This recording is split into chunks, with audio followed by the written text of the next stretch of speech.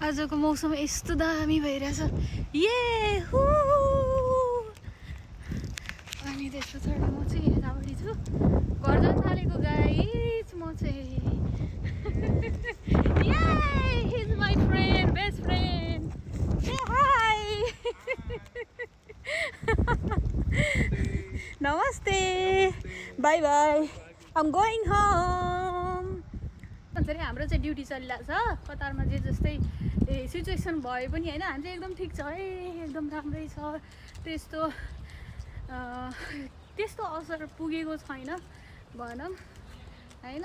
हामी ड्युटी जाने आउने काम चलिरहेछ म चाहिँ जानुपर्ने हुन्छ त्यहाँबाट त्यही भएर म चाहिँ जाँदैछु रमदान लागिरहेको छ रमदानले गरेर चाहिँ यहाँ पुरै झिलिमिली छ है साथीहरू यस्तै हो अब के गर्नु जस्तो सुकै दुःख जेसुकै भए पनि पुरै रमाइलो छ तर के गर्नु सो गाइस यस्तो चलिरहेछ अनि म चाहिँ यहाँबाट जान्छु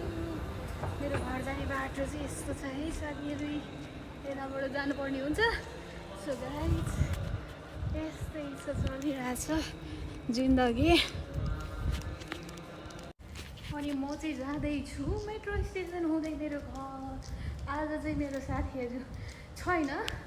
उनीहरूको चाहिँ छुट्टै छुट्टै सिफ्ट परेको कारणले म एक्लै छु म एक्लै जाँदैछु यही मजा छ रमजानको चाहिँ 6 घन्टा ड्युटी गऱ्यो घर गयो यही नै हो साथीहरू मेरै जिन्दगीले अब चाहिँ म जाँदैछु लिफ्टमा चढेर टु ट्रेन सो साथीहरू यस्तो छ केही गर्नु गाह्रो छ है साथीहरू मलाई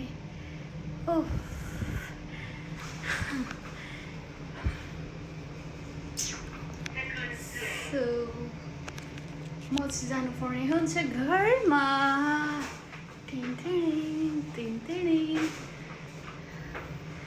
सो मेरो मेट्रो चाहिँ यहाँबाट आउँछ साथीहरू ठ्याक्कै आइपुगिरहेको रहेछ कि कस्तो लक्की मान्छे भनेको यस्तो मान्छेलाई भन्नु